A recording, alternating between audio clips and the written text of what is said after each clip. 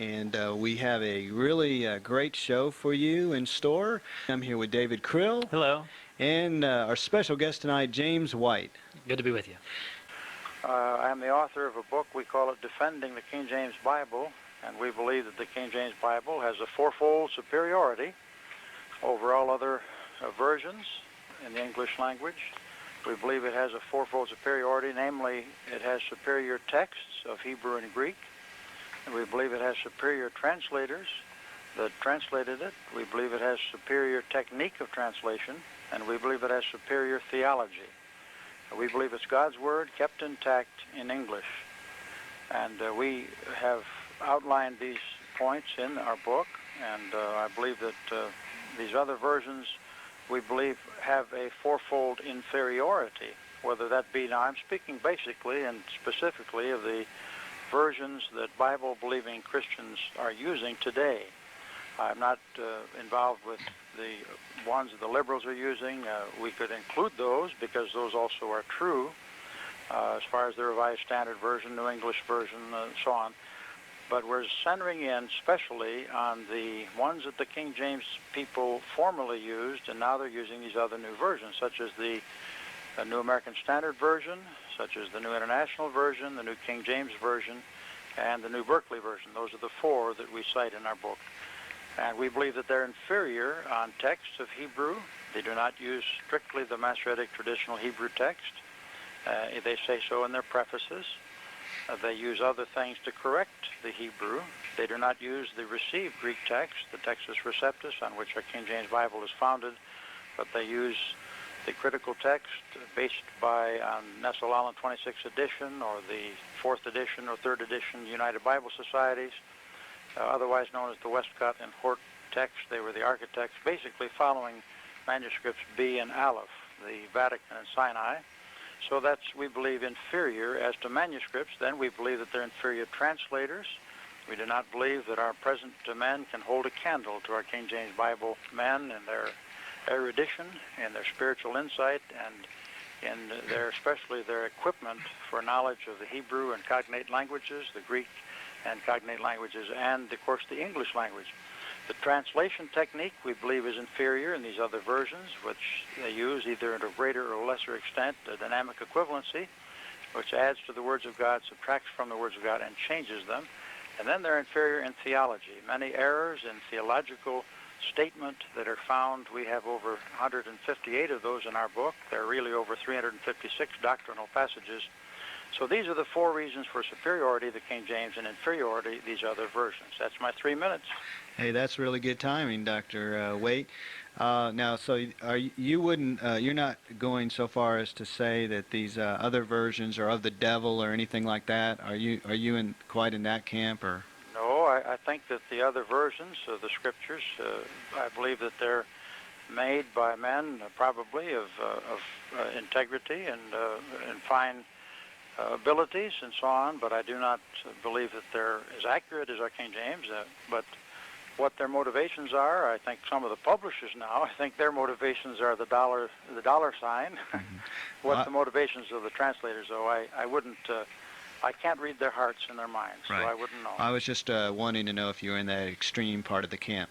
All right, James, your opening statements. Well, I appreciate Dr. Waite being with us this evening, especially knowing how late it is back on his part of the nation. I believe that the King James-only controversy is based upon normally a misplaced allegiance to a 17th century translation that certainly God has blessed tremendously. If a person wishes to use that translation today, I certainly don't have any problem with that. But I do not believe that the King James Version is the most accurate version for today. And I do not believe that especially the Textus Receptus, called the received text that underlies the King James Version, is the best Greek text that can be utilized today by any stretch of the imagination.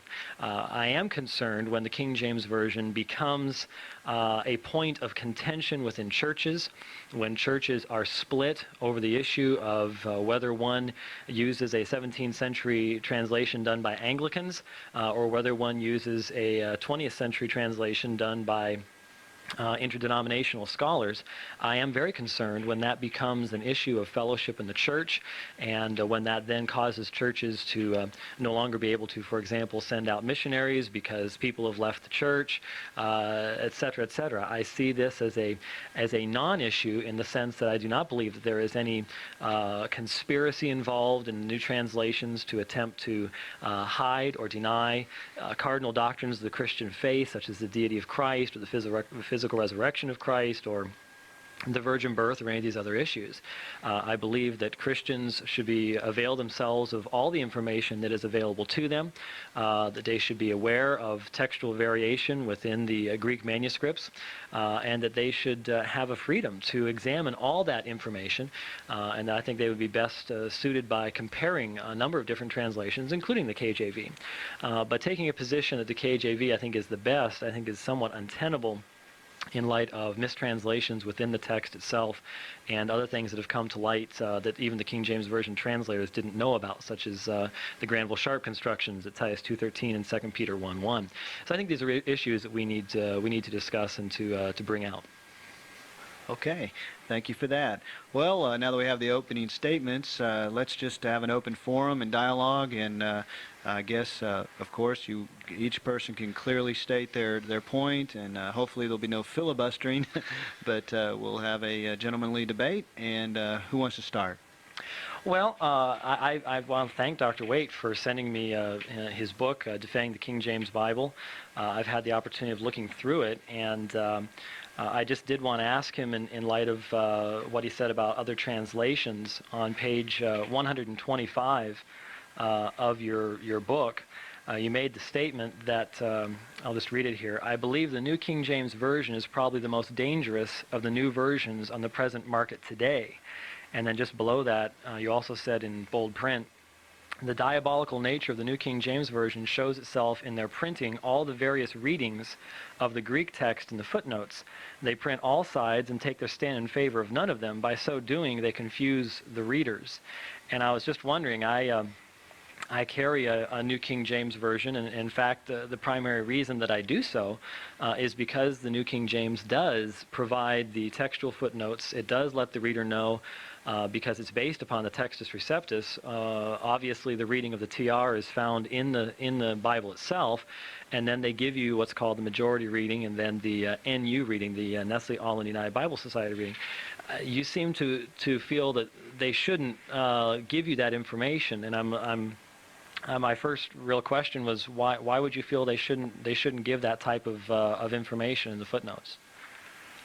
Okay, I'll take about the same time that you took to answer it, Mr. White. I think that the information that they give in the footnotes is very misleading to the new Christians as well as to the older Christians. In the top of their text, they claim to use the Textus Receptus reading. In the bottom, they have a smorgasbord, a veritable cafeteria of other possible readings, as you said, very honestly, either the NU, the Nestle United Bible Society, or the M, the majority text readings.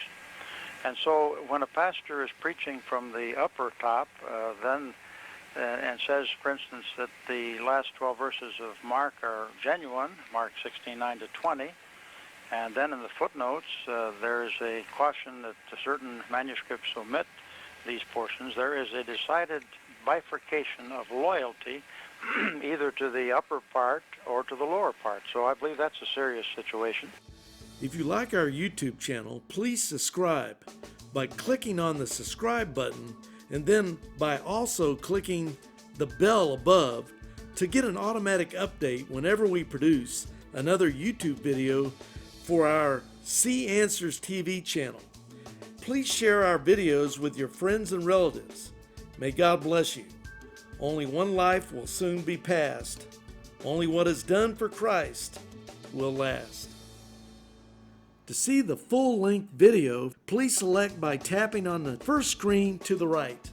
To see the entire playlist where this particular video is found, select by tapping on a touchscreen on a cell phone or by clicking on a regular computer.